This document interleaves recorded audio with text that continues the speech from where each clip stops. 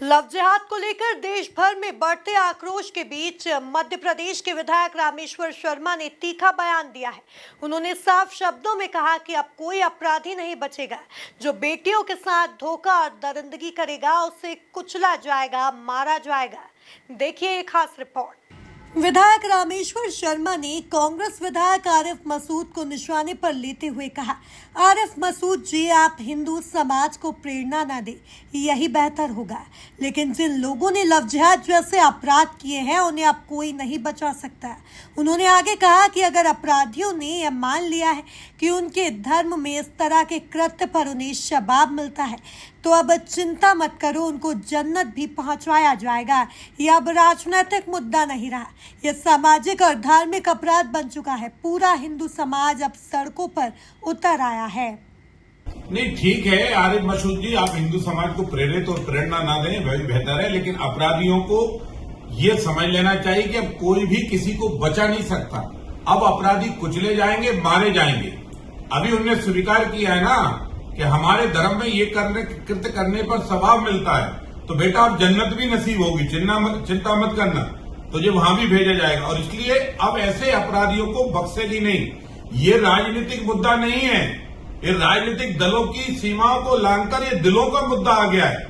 हर हिंदू के मन में इस बात का आक्रोश है कि वो अपनी बहन बेटियों को अपने हिंदुस्तान में नहीं सुरक्षित रख पा रहा, और केवल लव के नाम पर फंसाया जाता वहां तक ठीक है, लेकिन उनका शारीरिक शोषण कर उनको दरिद्रगी के राय पर ढकेला जा रहा है। और इस अपराध लव जिहाद के खिलाफ संपूर्ण हिंदू समाज सड़कों पर है।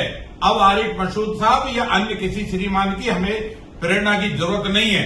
अब अपने अपने मुगालते ठीक कर लेना, और जो अपराधियों के साथ हैं, ये बात भी सही है, चाहे ड्रग्स माफिया हो चाहे कोई भी हो, सबको कुचला जाएगा। और मैं तो प्रशासन से आज भी मांग करूंगा और कमिश्नर से बात। विधायक रामेश्वर शर्मा ने भोपाल के होटल और कॉलेजों को लेकर भी चिंता जाहिर की। उन्होंने प्रशासन से मांग की कि शहर के सभी छोटे होटलों में सीसीटीवी कैमरे लगाए जाएं और छोटे छोटे कैबिन्स को खत्म किया जाए। इसके साथ ही उन्होंने कहा कि भोपाल पुलिस के आई कॉन्टैक्ट सिस्टम से इन कैमरों को जोड़ा जाए ताकि निगरानी और सुरक्षा बेहतर की जा सके। उन्होंने कॉलेज संचालकों से भी अपील की कि कॉलेज की एंट्री और आसपास के क्षेत्रों में भी कैमरे लगाए जाए ताकि यह देखा जा सके कि परिसर के आसपास कौन कौन घूम रहा है। करूंगा कि भोपाल में जितने भी कैफे हैं या छोटे इस तरह के होटल हैं, कॉलेजों के पास जो होटल हैं या दूसरे सिस्टम वहां पर चल रहा है, इन पे कैमरे लगाइए। इनके अंदर जो छोटे छोटे टपरे हैं इनको खत्म करिए, एक बड़े हाल में इसको तब्दील करिए, उस पर कैमरे लगाइए।